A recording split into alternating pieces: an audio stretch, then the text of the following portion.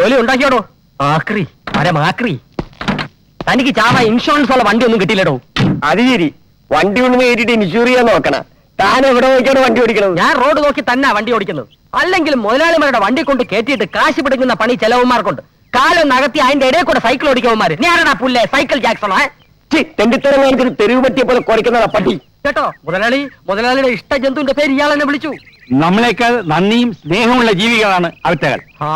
ഓവനക്കുട്ട, പട്ടിയിൽ നിന്ന് ഇയാൾ വിളിച്ചതിന് ഇയാൾക്കൊരു ഷേക്ക് ഹാൻഡ് കൊടുക്കും. നമ്മളൊക്കെ മനുഷ്യരല്ലേ, പട്ടിയുടെ ബുദ്ധിയെങ്കിലും കാണിക്കണ്ടേ? പ്ലീസ് കൊടുക്കൂ ഷേക്ക് ഹാൻഡ്. പണ്ടാരുടെ ന്യൂമാർക്ക് ഭ്രാന്തട്ടാണ്.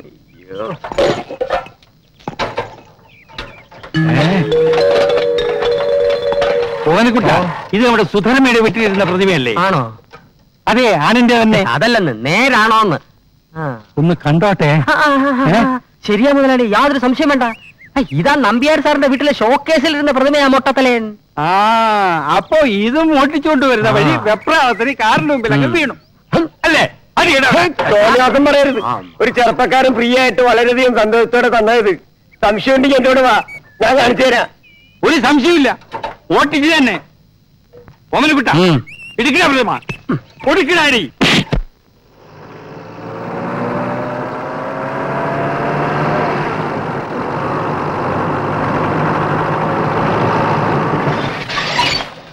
ഞാൻ തുറന്നു തരാമേ. തുറന്നോ? അത്രയും ജോലി കുറഞ്ഞു.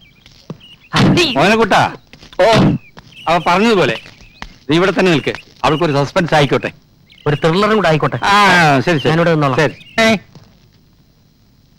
ഇവിടെ ആരില്ലേ മോളെ? വന്നോ? അച്ഛനാ, ഇരിക്കച്ചാ. ദേ മക്കളെ, അപ്പൂപ്പൻ വന്നിരിക്കുന്നു. എന്താ കഴിഞ്ഞ ആഴ്ച വരാത്തത്? എന്ത് പറയാനാ മോളെ, നമ്മുടെ ക്ലിയോപാട്ര പ്രസവിച്ചു. എന്താ പട്ടികളെല്ലാം സുഖമായിരിക്കുന്നോ? എല്ലാ പട്ടികളും നിങ്ങളെ പോലെ നല്ല സ്മാർട്ട് ആയിട്ടിരിക്കുന്നു. ഞാൻ ഇപ്പൊ വന്നേ ഉള്ളൂ. അമ്മാവനായിട്ട് ജോലിച്ച കേമം തന്നെ സംഭവിച്ചു. അത് പിന്നെ നിങ്ങൾക്കൊരു പ്രശ്നം വന്നാൽ എന്റെ പട്ടികൾക്കൊരു പ്രശ്നം വരുന്നത് പോലാ. മുത്തശ്ശൻ കഴിഞ്ഞ ജന്മത്തിൽ ഏതിനം പട്ടിയായിരുന്നാവോ? എന്റെ മുഖം കണ്ടിട്ട് ജർമ്മൻ ഷെപ്പേർഡിന്റെ ഒരു ചായ ഉണ്ടെന്നാ ജനീവയിലെ ഡെങ്കിൾ സാഹിബ് പറഞ്ഞത്. പക്ഷെ പെരുമാറ്റമൊക്കെ കണ്ടാൽ ഒരു കൊച്ചു പാമറേനിയന്റെ പോലെ. മതി മതി,